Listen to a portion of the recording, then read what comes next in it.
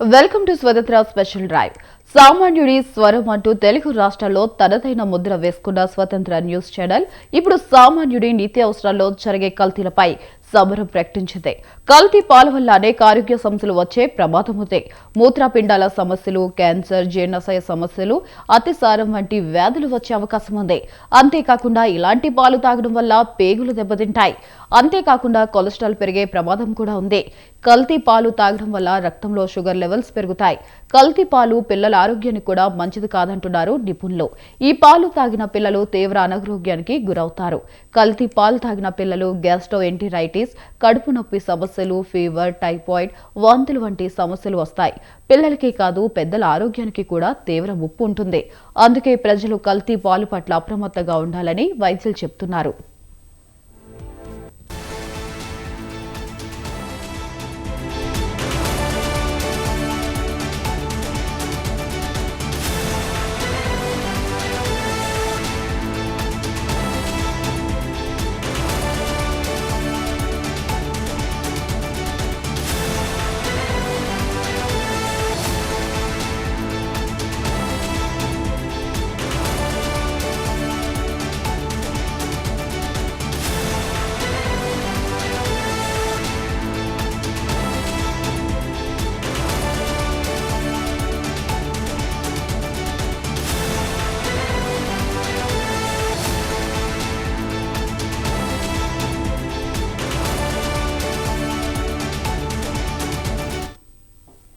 సామాన్యుడు స్వరం అంటూ తెలుగు రాష్ట్రాల్లో తనదైన ముద్ర వేసుకున్న స్వతంత్ర న్యూస్ ఛానల్ ఇప్పుడు సామాన్యుడి నిత్యావసరాల్లో జరిగే కల్తీలపై సమరం ప్రకటించింది. కల్తీ పాల వల్ల అనేక ఆరోగ్య సమస్యలు వచ్చే ప్రమాదం ఉంది. మూత్రపిండాల సమస్యలు, క్యాన్సర్, జీర్ణాశయ సమస్యలు, అతిసారం వంటి వ్యాధులు వచ్చే అవకాశం ఉంది. అంతేకాకుండా ఇలాంటి పాలు తాగడం వల్ల పేగులు దెబ్బతింటాయి. కొలెస్ట్రాల్ పెరిగే ప్రమాదము ఉంది. కల్తీ పాలు తాగడం వల్ల రక్తంలో షుగర్ లెవెల్స్ పెరుగుతాయి. కల్తీ పాలు పిల్లల ఆరోగ్యానికి కూడా మంచిది కాదంటున్నారు నిపుణులు. ఈ పాలు తాగిన పిల్లలు తీవ్ర అనారోగ్యానికి గురవుతారు. కల్తీ పాలు తాగిన పిల్లలు గ్యాస్ట్రోఎంటరైటిస్, కడుపు నొప్పి సమస్యలు, ఫీవర్, టైఫాయిడ్, వాంతుల వంటి సమస్యలు వస్తాయి. పిల్లలకే కాదు పెద్దల ఆరోగ్యానికి కూడా తీవ్ర ముప్పు ఉంటుంది. అందుకే ప్రజలు కల్తీ పాలు పట్ల అప్రమత్తంగా ఉండాలని వైద్యులు చెబుతున్నారు.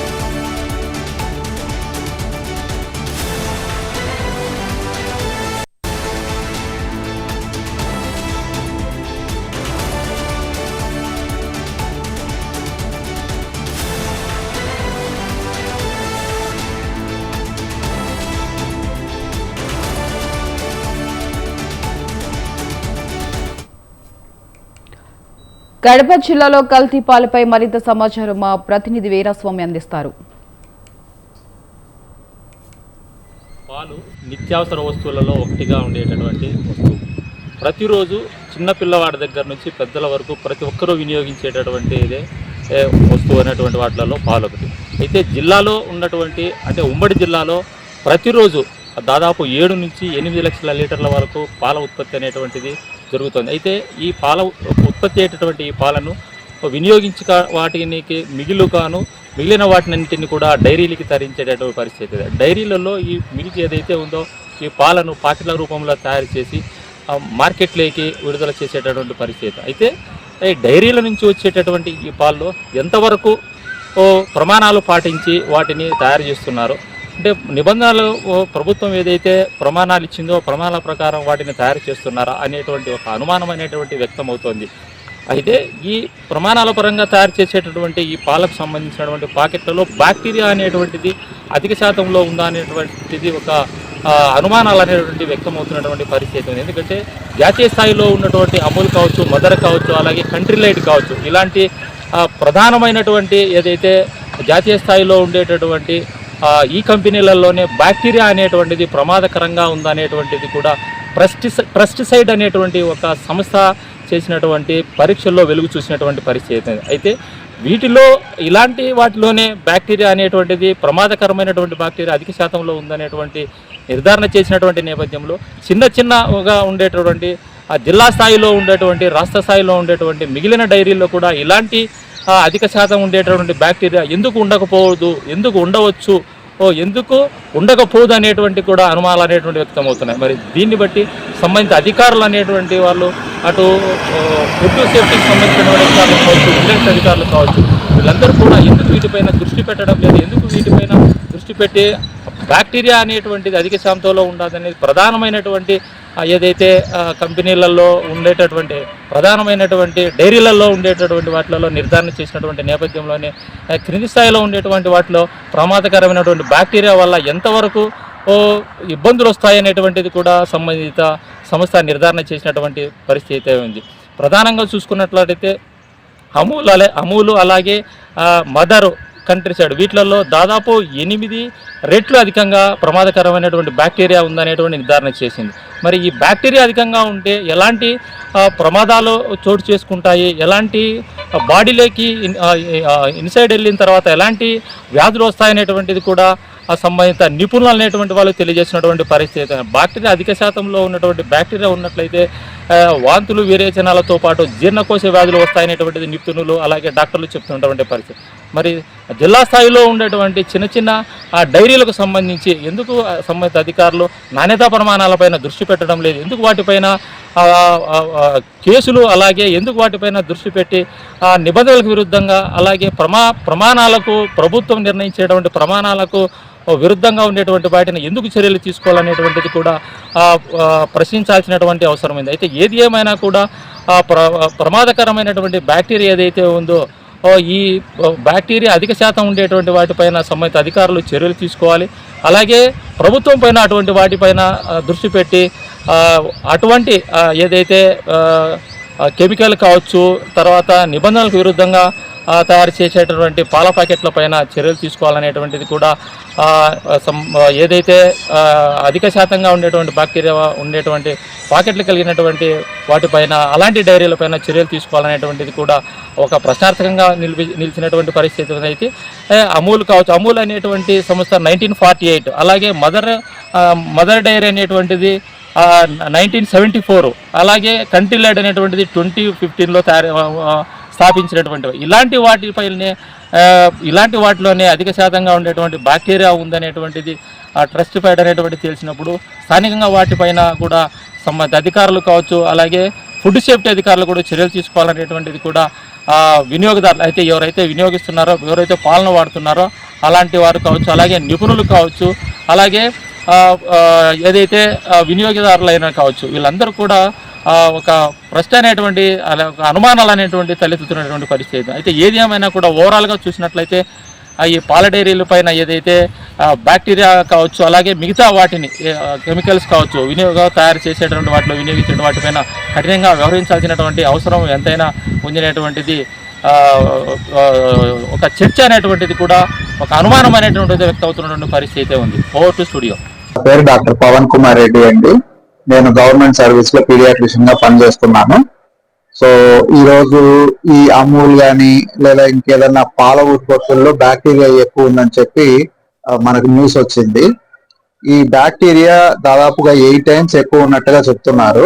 నిజంగా అట్లా ఉంటే ఆ పాలు కన్జ్యూమ్ చేస్తే ఖచ్చితంగా అంటే over the period of time పిల్లల పేగుల్లో వాటిలోను అంటే రెగ్యులర్ గా కొలంలో ఉండే బ్యాక్టీరియా అంతా మిస్ప్లేస్ అయిపోవడం, ఫెర్మెంటేషన్ జరగకపోవడం, మాల్ అబ్జార్ప్షన్ సిండ్రోమ్స్ కానీ స్ప్రూ కానీ ఇట్లాంటి సీరియాక్ డిసీజెస్ కానీ ఇలాంటివన్నీ రావడం, లోపల పేగుల్లో ఉండే లాక్టియాల్స్ బ్లంట్ అయిపోవడం, తద్వారా మనం తిన్న ఏదైనా ఆహారంలో నుంచి అబ్జార్బ్ అవ్వడం ఇవన్నీ మందగిస్తాయి. కాబట్టి చాలా రకాల ప్రాబ్లమ్స్ వచ్చేటట్లు కనిపిస్తున్నాయి. ఇందులో ముఖ్యమైనది ఇరిటబుల్ బవల్ సిండ్రోమ్, ఇట్లాంటి చిన్న చిన్నతో పాటు ఇన్ఫ్లమేటరీ బవల్ డిసీజ్ అనేటివి కూడా ప్రబలుతున్నాయి. నా ఎక్స్పీరియన్స్ లో ఒక వారం రోజుల క్రితం నేను ఒక కేసు చూశాను. 10th క్లాస్ పిల్లోడు, సో బ్లీడింగ్ అవుతుంది ఎక్కువగా అని చెప్పి వచ్చాడు. బ్లీడింగ్ పర్ రెక్టమ్, వెనక నుంచి రక్తం పడుతుందని చెప్పి వచ్చాడు. జనరల్ గా మేము ఇన్ఫెక్షన్ ఉండొచ్చు ప్రాబబ్లీ అనుకొని ఫస్ట్ యాంటీబయాటిక్స్ పెట్టాము.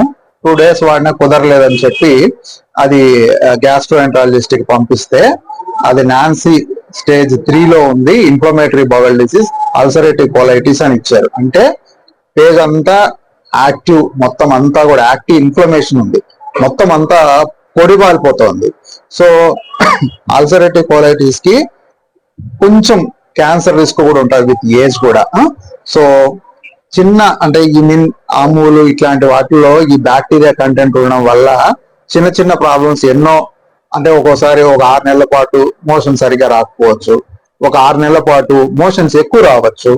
స్కూళ్ళకు పోయేటప్పుడు స్కూల్ మధ్యలో ఎప్పుడంటే అప్పుడు మోషన్ వస్తే ఈ టీచర్లను అడగలేకపోవడం, ఇట్లాంటి వల్ల స్కూల్ ఎగ్గొట్టడం కూడా ఎక్కువ అయిపోతుంది.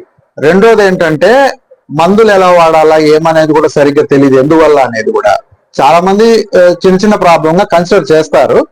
అది ఈ లోపల ముదిరిపోయి అల్సరేటివ్ కోలైటిస్లు, క్యాన్సర్ రిస్క్లు అంటే అది ఏ స్థాయి ఎంత ప్రమాదమో అనేది మనం అర్థం చేసుకోవాలి. సో ఇటువంటి వాటి వల్ల ఇంత ప్రమాదం ఉన్నప్పుడు మనం ఖచ్చితంగా దాని మీద మంచి చర్యలు తీసుకోవాలని గవర్నమెంట్ కానీ ప్రజలు కూడా కొంచెం దృష్టితో, అంటే పాలు ఎక్కడి నుంచి కొంటున్నాం, ఏం కొంటున్నాం, వీలైతే లోకల్ వెండర్స్ దగ్గర తీసుకోవడం బెటర్ అని నా ఉద్దేశం. తల్లిపాలు వాటి యొక్క విశిష్టత, ప్రాముఖ్యత, పిల్లలకు ఏ విధంగా తల్లిపాలు ఉపయోగం అన్న దాని మీద మీతో మీ డాక్టర్ నాగార్జున, చిన్న పిల్లల వైద్య నిపుణులు. ముఖ్యంగా అమ్మ పాలు ఆరోగ్యానికి చాలా మంచిది. ప్రతి బేబీ ఆ బేబీ యొక్క సంపూర్ణ ఆరోగ్యం కోసం అమ్మ పాలను మించినటువంటి పాలైతే లేవు. బేబీ పుట్టిన మరుక్షణం నుంచే మనము దాదాపు తల్లిపాలు తాగనీకి బేబీని అలౌ చేయొచ్చు. ముఖ్యంగా ఈ మొదటి 2-3 రోజుల నుంచి వచ్చే తల్లిపాలలో కొలెస్ట్రాల్ అనేది అధిక శాతంగా ఉండడం వల్ల బేబీకి కావలసినటువంటి ఇమ్యూనిటీ బూస్టింగ్, ముఖ్యంగా బేబీకి యొక్క రోగ నిరోధక శక్తి పెరగడానికి, బేబీకి త్వరగా వెయిట్ పెరగనీకి, బేబీ యొక్క పూర్తి స్థాయి ఆరోగ్యం బాగుపడే ఒక వైద్యంగా తల్లిపాలను మనం పరిగణించవచ్చు. ఎటువంటి సందేహం లేకుండా బేబీకి ఇస్తున్నటువంటి పాలలో మొదటి ప్రాధాన్యత తల్లిపాలకే చెందుతుంది కూడా. తల్లిపాల నుంచి వచ్చే సరైన పోషకాలు, యాంటీ ఆక్సిడెంట్స్,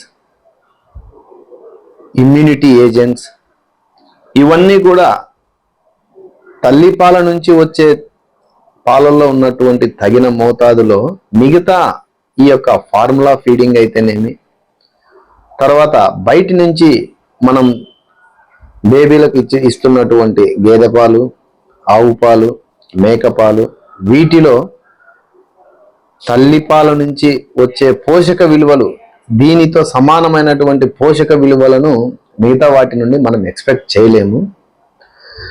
ముఖ్యంగా తల్లి యొక్క అనారోగ్య పరిస్థితి వల్ల తల్లిపాలు లేని సమక్షంలో ఈ యొక్క బేబీలకు మనము తల్లిపాలు అందనప్పుడు, తల్లి నుంచి పాలు రానప్పుడు, తల్లి యొక్క ఆరోగ్య పరిస్థితి బాగలేక తను ఫీడింగ్ ఇవ్వలేని పరిస్థితిలో ఉన్నప్పుడు, కొద్దిమంది తల్లులకు అడిక్వేట్ లాక్టేషన్ లేనప్పుడు ఖచ్చితంగా బేబీలకు ఆహారం, పౌష్టిక ఆహారం కోసం మిగతా మార్కెట్లో దొరుకుతున్నటువంటి ఫార్ములా మీద డిపెండ్ కావాల్సి వస్తుంది.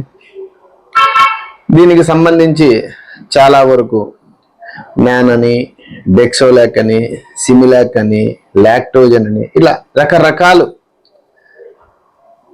ఎంఎంఎస్ ఇటువంటి రకరకాల లాక్టేషన్ ఫార్ములా మీద మనము డిపెండ్ కావాల్సి వస్తుంది. ఈ యొక్క పాలను మనము తగిన మోతాదులో కలుపుకొని బేబీకి సప్లిమెంటేషన్గా ఇస్తున్నప్పుడు ఈ ఫీడింగ్ డబ్బాలు ఉంటాయి కదండి, వీటిని మనం ప్రాపర్గా క్లీన్ చేసుకోలేం. ఇటువంటి సమయాలలో బేబీకి రిపీటెడ్గా ఇన్ఫెక్షన్స్ వచ్చే ఛాన్స్ కూడా ఉంటుంది. పైగా తల్లిపాలకు సమానమైనటువంటి పాలలో పోషక విలువలు కూడా ఇటువంటి ఫార్ములా ఫీడింగ్లో ఉండవు. సో మెజారిటీ తల్లి యొక్క ఆరోగ్య పరిస్థితి బాగుపెట్టుకొని తల్లికి లాక్టేషన్కు బాగా పెంపొందే యొక్క డైట్ నియమాలను ఫాలో అవుతూ తల్లిపాలు సమృద్ధిగా ఉంటే తల్లిపాలను మించినటువంటి పోషకాలు ఇతర పాలల్లో రావు అని ఖచ్చితంగా చెప్పగలము.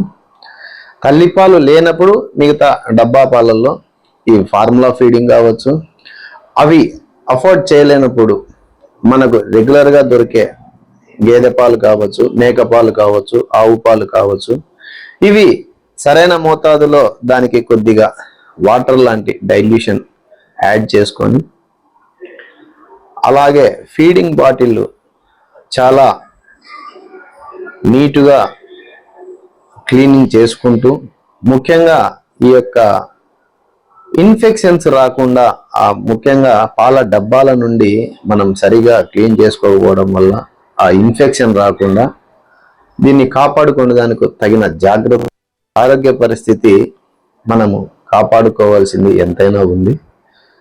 కాబట్టి అదే తల్లిపాల నుంచి అయితే ఇటువంటి ఇన్ఫెక్షన్స్ వచ్చేందుకు ఛాన్స్ లేదు.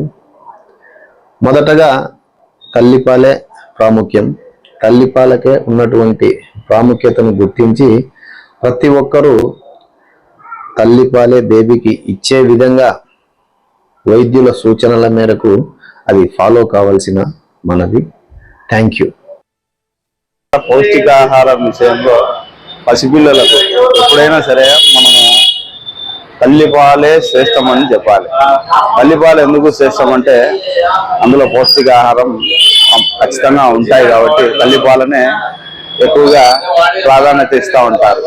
సో అందులో భాగంగా ఇప్పుడు నేను చెప్పడం ఏంటంటే తల్లిపాలు ఉండడం వల్లనే పిల్లలు ఎక్కువగా మంచి ఆలోచనలతో, మంచి సృజనాత్మకమైనటువంటి ఆలోచనలతో ముందుకు పోతూ ఉంటారు.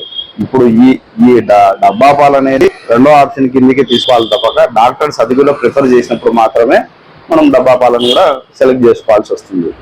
ఈ డబ్బా పాలు కూడా కొన్ని కల్తీగా ఉన్నాయి. వాటిని కూడా చూసుకొని డాక్టర్లు సూచించబడినటువంటి కంపెనీలు ఏవైతే ఉన్నాయో అవి మాత్రమే వాడాలి. ఏవి పడితే అవి వాడితే పిల్లలకు తిక్కగా ఉండడం కానీ, లేదంటే వాళ్ళు త్వరగా ఆ యొక్క జ్ఞానం కోల్పోవడం కానీ, మెచ్యూరిటీ లెవెల్స్ అనేది డిక్రీజ్ అయిపోతూ ఉంటాయి. దీంట్లో ఇప్పుడు ఏంటంటే తల్లిపాలే పిల్లల ఆహారం. పాలు మాత్రమే ఆహారం ఇవ్వగలం కాబట్టి తల్లిపాలే ఇవ్వాలి. ఇప్పుడున్నటువంటి ఫ్యాషన్ కాలంలో తల్లిపాలు ఇవ్వాలంటే అమ్మ కూడా ఇంకా కొంచెం ఆలోచన చేస్తూ ఉన్నారు. వాటిని కూడా మానుకొని తల్లిపాలే ఇవ్వడం పిల్లలకు శ్రేష్టం. తల్లి అనారోగ్యంగా ఉన్నప్పుడు పాలు రావు అన్నప్పుడు వాటికి కూడా మెడిసిన్ ఉన్నాయి. డాక్టర్స్ వాటికి సంబంధించి మెడిసిన్ పిల్లలకు పాలు వచ్చేదానికి. సో ఆ పాలు కూడా వస్తాయి తిరిగి దానికి సంబంధించి తిరిగి మళ్ళీ తల్లిపాలు కూడా పట్టవచ్చు. డాక్టర్స్ ఏదైతే సూచిస్తారో ఆ డబ్బా పాలు మాత్రమే వాడాలి. వేరేటి వాడితే మాత్రం ఇంకా కొన్ని పిల్లలకి ఏంటంటే పూర్తి అనారోగ్యంగా ఉంటారు ఎప్పటికైనా సరే. విషయంలో ఆ ప్యాకెట్లకు సంబంధించి వెనకాల ఎక్స్పైరీ డేట్ చూసుకోవడం కానీ, ఏ కంపెనీకి సంబంధించింది డాక్టర్ సూచించబడిందా లేదా అని 1-2 సార్లు చెక్ చేసుకొని పిల్లలను అట్లే విడిచిపెట్టకుండా ఆ పాలు ఎంత మోతాదు ఇవ్వాలో ఆ మోతాదులో మాత్రమే పిల్లలకి ఇవ్వాలి. ఎక్కువ ఇచ్చినా కూడా పిల్లలు అనారోగ్యం పాలయ్యి పిల్లలు త్వరగా వామిటింగ్ చేసుకొని మోషన్స్, ఫీవర్ ఇంకా రకరకాల సమస్యలు కూడా వస్తాయి. ఈ ప్యాకెట్ పాలల్లో కూడా కవర్లలో లేకుంటే ఇంకొక ప్లాస్టిక్ ప్యాకేజ్డ్ డ్రింకింగ్ పాలల్లో మాత్రం ఎప్పటికి కూడా అవి తీసుకోకూడదు. తీసుకున్న వెంటనే పిల్లలు అనేక సమస్యలు ఎదుర్కోవాల్సి ఉంటుంది.